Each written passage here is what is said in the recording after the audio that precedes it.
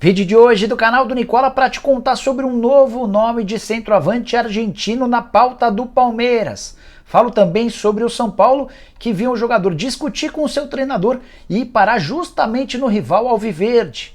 E essa história de que o Flamengo pode construir um estádio para 70 mil pessoas, o que há de verdade nisso? Falo ainda sobre o Santos com renovação de contrato importante, detalhes a respeito do futuro de Jorge Jesus, tudo o que você precisa saber sobre as últimas do mercado de transferências, tem reforço na 777 e muito mais. Antes, deixa eu só me apresentar, sou Jorge Nicola, jornalista esportivo, no meio desde 2000 e a missão por aqui é deixar você super bem informado sobre as coisas do futebol. Para não perder nada, bem simples, aperta esse botãozinho vermelho de inscreva-se, combinado?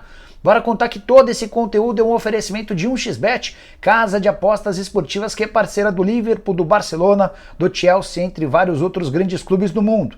E se você acha que os campeonatos nacionais no exterior acabaram e por isso você não vai ter tantas alternativas, está enganado. Meio de semana repleto de jogos legais. Por exemplo, nessa quarta-feira tem Escócia e Ucrânia, jogo da repescagem para a Copa do Mundo.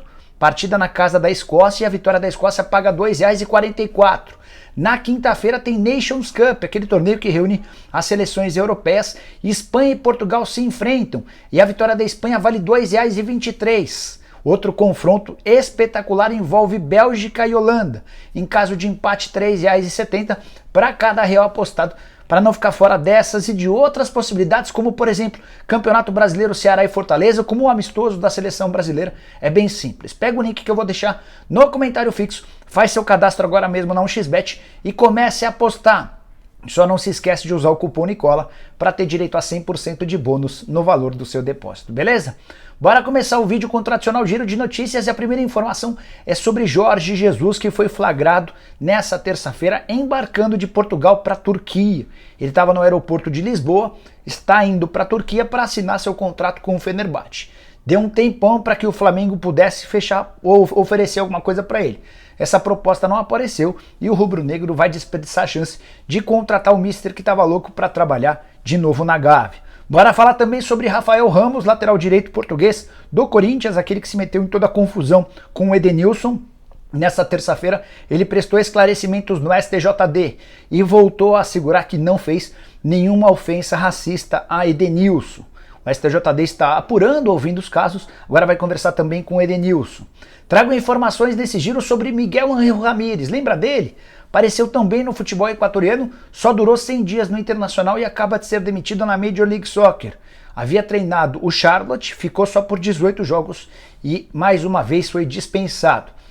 Bora falar sobre o Santos, que anunciou nessa quarta-feira, ou melhor, nessa terça-feira, a sua intenção de levar a partida contra o Deportivo Táchira para a Arena Barueri. Confronto marcado por dia 6 de julho, partida de volta da Sul-Americana. Esse jogo inicialmente, pelo menos nos planos do Santos, aconteceria no Morumbi. O São Paulo disse que não poderia ceder seu estádio, até por isso o Peixe cogita jogar em Barueri. Bora para as notícias, começar com uma informação importante. Nessa terça-feira, o Luizão, ex-centroavante de Palmeiras, São Paulo, Seleção Brasileira, entre outros, anunciou que um de seus clientes havia trocado o São Paulo pelo Palmeiras. Trata-se de Léo Jance, lateral esquerdo, 17 anos de idade. Fui atrás dessa história para entender um pouquinho melhor e contar todos os detalhes para vocês. Esse jogador havia brigado com o técnico sub-17 do São Paulo e na semana passada rescindiu o contrato. Palmeiras muito atento. Pessoas que trabalham para o João Paulo Sampaio sugeriram o nome do lateral. O Verdão já se acertou com esse atleta, contrato de 2 anos. Palmeiras não vai gastar absolutamente nada e passa a ter 90% dos direitos econômicos do atleta, que já foi convocado para a seleção brasileira quando era no Sub-15 e já esteve inclusive treinando com o time principal do São Paulo. Investimento ou contratação sem custos é sempre uma contratação bastante interessante. Bora falar agora sobre o Santos, que renovou o contrato com o Lucas Pires. O Lucas é o lateral esquerdo, formado na base do Corinthians, não teve oportunidades, acabou sendo liberado e se acertou com o Peixe, um dos melhores jogadores do Santos na atual temporada, titular absoluto, recordista de assistências. O Santos, preocupado com assédio no Brasil e no exterior, o chamou para renovar o contrato. O vínculo atual terminaria em junho de 2024 e foi estendido até maio de 2026. Com isso, a multa rescisória saltou para 30 milhões de euros ou 153 milhões de reais. O Santos detém 70% dos direitos econômicos, o Corinthians segue com 30%. Por que o Peixe tinha preocupação em renovar logo esse contrato? Para aumentar o salário do atleta, aumentando também a multa rescisória em território brasileiro. Nesse momento está descartada a possibilidade de o Lucas Pires ser, entre aspas, roubado da Vila Belmiro. Santos, que já havia recentemente renovado o contrato de vários outros atletas promovidos das categorias de base, atletas como João Paulo, Kaique, Sandri, Marcos Leonardo e Ângelo. Bora falar agora sobre um reforço super importante na 777, que é a futura parceira do Vasco da Gama. A empresa norte-americana anunciou nessa terça-feira a contratação de Don Dransfield. Nunca ouviu falar, né? Eu também não.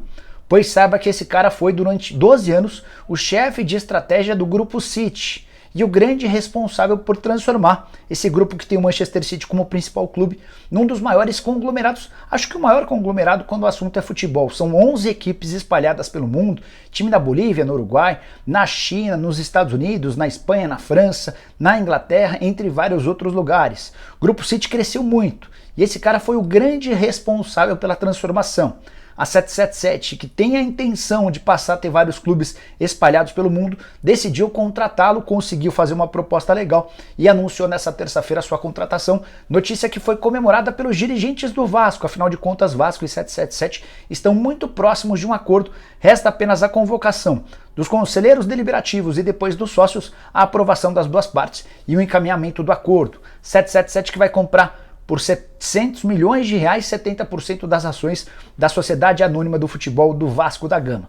Antes de mudar de assunto, só contar que a ideia para o Dan é que ele fique hospedado, fique fixo em Londres, mas tenha participação bastante ativa na formação desse novo Vasco da Gama. Acho que a notícia é bem interessante. Se fosse vascaíno, estaria bem feliz também. Quero falar agora sobre Alexandre Pato.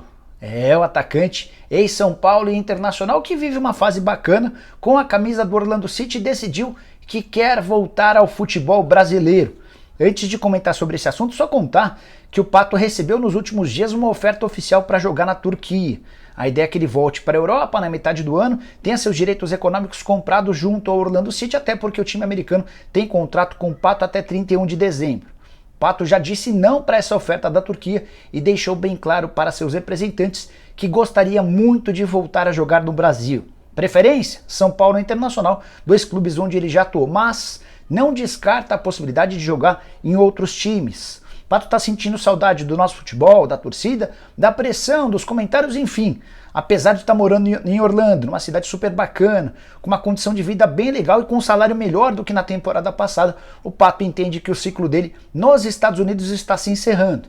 Então, interessados, procurem por Júnior Pedroso, o empresário do Antony, do Lucas Moura, entre outros, é o responsável pela carreira do Pato e está em busca de interessados no futebol brasileiro. O Alexandre Pato pode se mudar para o Brasil. Aí vai depender também de um acordo entre esse clube brasileiro e Orlando City, jogador que na atual temporada soma 14 jogos, sendo 11 como titular e 3 reserva, 3 gols e mais 3 assistências. Pato tem só 32 anos de idade. No ano passado conseguiu jogar muito pouco pelo Orlando, até porque se recuperava de uma contusão. Nessa temporada completamente livre do problema, tem jogado com bastante regularidade.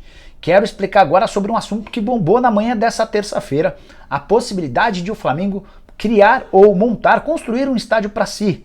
Esse estádio teria 70 mil pessoas e seria erguido no Parque Olímpico, na Barra da Tijuca.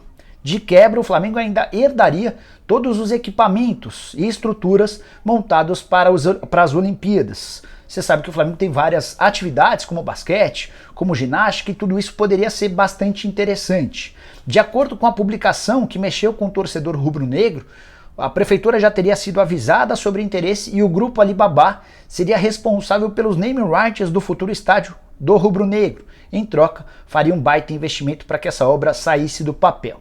O torcedor do Flamengo se animou e eu achei a ideia bem interessante, até porque com um estádio para 70 mil pessoas, o Flamengo seria capaz de ter uma série de novas receitas, camarote, cativa, sócio-torcedor, enfim. Mas no início da tarde dessa terça-feira, o Flamengo, por meio de uma nota oficial, colocou um ponto final nas especulações e tratou o assunto da seguinte maneira, abre aspas, mais uma de tantas mentiras que circulam sobre o clube. Na mesma nota, o Flamengo deixou bem claro o interesse em continuar administrando o Maracanã, a quem tratou como verdadeira ou a verdadeira casa da nação rubro-negra. Então, descartemos qualquer possibilidade de construção de um estádio do Flamengo, o presidente Rodolfo Landim é adepto da manutenção do acordo entre o rubro-negro e o Maracanã.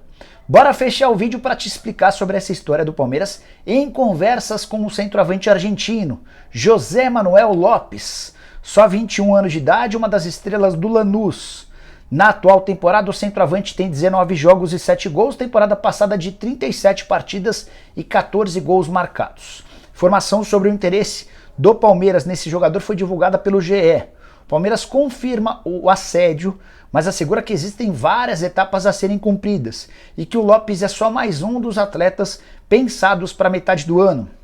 Nessa relação de camisas 9 com quem o Palmeiras conversa também está, por exemplo, aquele centroavante brasileiro que eu havia contado para vocês, Carlos Vinícius, que pertence ao Benfica e está emprestado por mais uma temporada ao PSV da Holanda. As negociações entre o empresário e o Palmeiras foram retomadas recentemente. O Palmeiras está tentando entender todas as possibilidades antes de efetuar ou se afirmar com mais um jogador. Vale a lembrança também de que Merentiel, centroavante argentino, que estava no Defensa e Justiça, já foi contratado, embora o Merentiel não seja um camisa 9 de ofício. A ideia do Abel Ferreira é ter o Merentiel, ter o Navarro e mais um 9, de preferência alto, com bom porte físico, que possa fazer o pivô e também aproveitar as bolas aéreas. O Palmeiras promete esse reforço um pouco mais perto de 18 de julho, como ainda há um tempo. Até a reabertura da janela de inscrições não há pressa, mas já é legal para que você fique de olho no José Manuel Lopes. Só 21 anos de idade, tratado como uma boa revelação do futebol argentino. Você gosta do nome? Use o espaço para comentários. Também não se esquece de deixar like, de se inscrever no canal. A gente volta por volta das 7h15 da noite com o programa do Nicola. Abraço, tchau!